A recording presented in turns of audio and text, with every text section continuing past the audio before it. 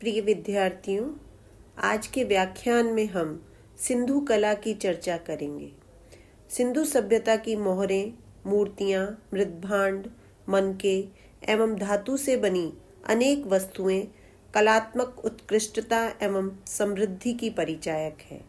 इनमें सर्वप्रथम हम मूर्ति कला के विषय में पढ़ेंगे, जिनमें पाषाण मूर्तियां बहुत कम संख्या में मिली हैं।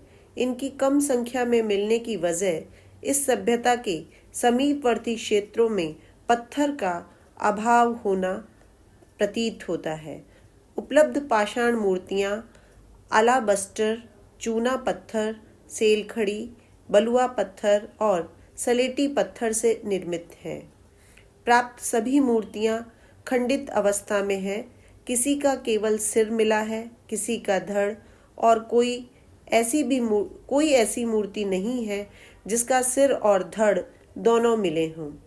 कलात्मक मूर्तियां अल्प है, किंतु इस बात के निश्चित प्रमाण है कि इस काल के कलाकारों में सौंदर्य दृष्टि की पर्याप्त चेतना थी। मोहनजोदड़ो से प्राप्त सेलखड़ी पत्थर की एक खंडित मानव मूर्ति, जिसका सिर से वक्ष स्थल तक का ही भाग उपलब्ध हुआ है, को विद्वानों ने योगी की मूर्ति बताया है, जिसकी दृष्टि नासाग्र पर टिकी है। यह मूर्ति त्रिफुलिया आकृति से युक्त शॉल ओढ़े हुए है। इस मूर्ति का ललाट छोटा है और पीछे की ओर ढलुआ है। आंखें लंबी, कम चौड़ी और अधमुंदी है। हड़प्पा के उत्खननों से पत्थर की 2 मूर्तियां उपलब्ध हुई हैं। कला के क्षेत्र में शैली और भावा अभिव्यक्ति की दृष्टि से ये काफी हद तक यूनानी कलाकृतियों के समकक्ष रखी जा सकती है, किंतु ये दोनों मूर्तियां भी खंडित हैं। इनमें से एक लाल बलुआ पत्थर का धड़ है और दूसरी सलेटी चूने पत्थर की नृत्य मुद्रा में बनाई गई आकृति का धड़ है। कांस्य मूर्तियों में सर्वाधिक कलात्मक नर्तकी की मूर्ति है, जो लगभग 14 सेंटीमीटर ऊंची है और यह टखनों से नीचे खंडित है। यह आकृति नग्न है। बाईं भुजा, जो कंधे से लेकर कलाई तक चूड़ियों से भरी है, में एक पात्र है। वह सहज भाव से नृत्य करती हुई प्रतीत होती है। उसकी दाहिनी भुजा कटी पर टिकी हुई है और इसमें केवल थोड़ी सी चूड़ियां हैं। मार्शल महोदय के अनुसार इस कांस्य मूर्ति के अंग सौष्ठव को देखने से लगता है कि इसमें किसी आदिवासी युवती के रूपांकन की चेष्टा की गई है। इसकी शारीरिक गठन की विशेषताओं के आधार पर कुछ ने इसको दक्षिण भारतीय नारी से प्रेरित कलाकृति माना है। पिगट ने इस आकृति की तुलना कुल्ली, बलूचिस्तान से प्राप्त मिट्टी की नारी आकृतियों से की है।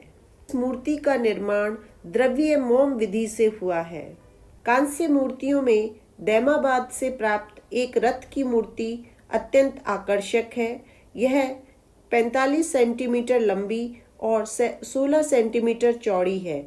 इसमें 2 पहिए वाले रथ को 2 बैलों द्वारा खींचते हुए दिखाया गया है और रथ पर खड़ा एक व्यक्ति उसका संचालन कर रहा है।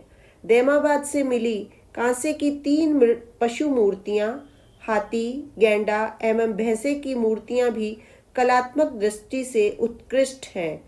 M.K. धवलीकर के अनुसार दैमाबाद से प्राप्त ये चारों कांस्य मूर्तियां भारतीय प्रागैतिहासिक कला के संपूर्ण क्षेत्र में अपनी श्रेणी के श्रेष्ठतम शिल्प हैं। सिंधु सभ्यता में मिट्टी की मूर्तियां सर्वाधिक संख्या में मिली हैं। मिट्टी की सर्वत्र सुलभता, आकृतियों के निर्माण में धातु एवं पत्थर से अधिक आसानी और कम खर्च के कारण प्राय सभी प्राचीन संस्कृतियों में मृण मूर्ति कला लोकप्रिय रही। सिंधु क्षेत्रों से मिट्टी की मूर्तियों में कुबड़दार बैल की मूर्तियां बहुत अधिक हैं। इनके अतिरिक्त कुत्ते, भेड़, हाथी, गैंडा, सूअर, बंदर आदि की मूर्तियां हैं। कुछ मूर्तियां पक्षियों की भी हैं। मानव मृण मूर्तियों की संख्या बहुत कम है, जिनमें भी नारी मृण मूर्तियों की तुलना में पुरुष मूर्तियां अत्यल्प हैं। इन मूर्तियों की मूर्ति शैली परिपक्व नहीं है, लेकिन मातृ देवी की मूर्तियां सुंदर हैं। सिंधु संस्कृति की सर्वोत्तम कलाकृतियां उसकी मोहरें हैं।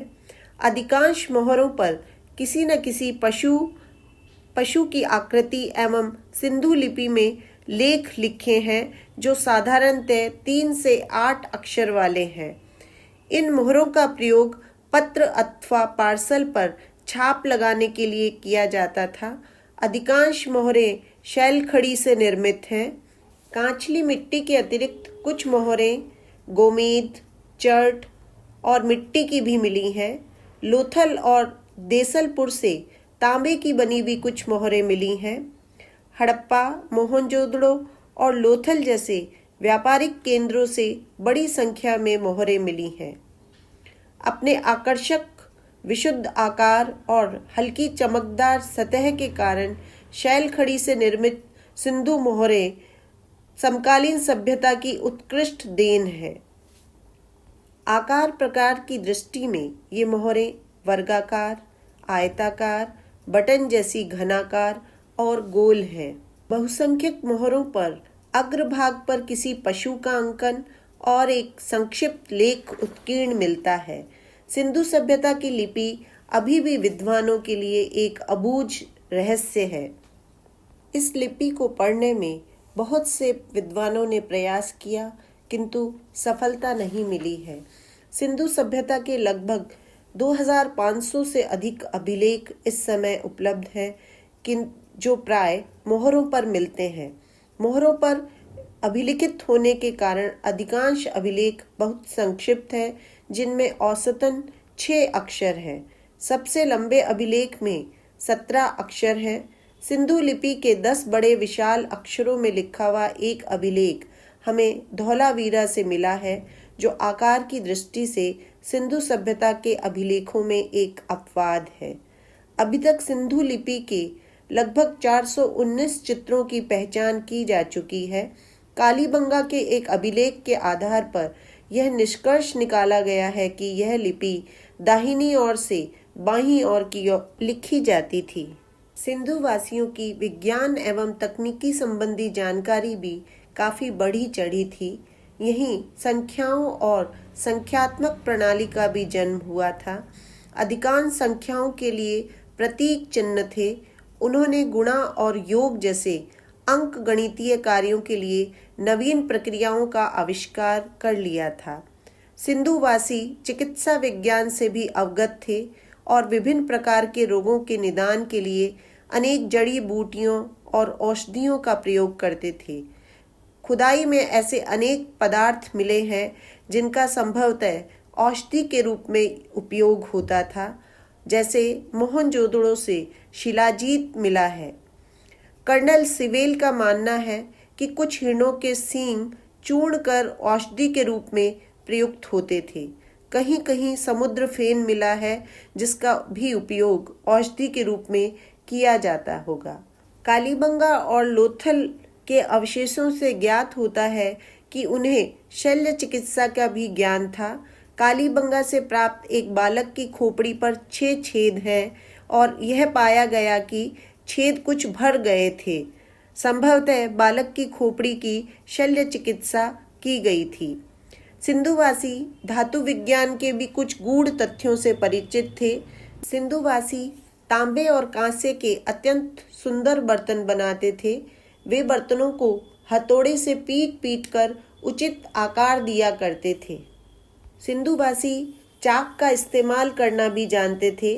वे मिट्टी के बर्तन चाक पर बनाते थे और उन्हें पकाने के लिए आवों का प्रयोग करते थे। भट्टी में ताप को बड़ी कुशलता से नियंत्रित किया जाता था। पश्चात इन्हें गेरू रंग से रंगा जाता था। इसके बाद इन पर तूलिका से काले रंग से विभिन्न आकृतियां बनाई जाती थीं। यह काला रंग लोह अयस्क से तैयार किया जाता था।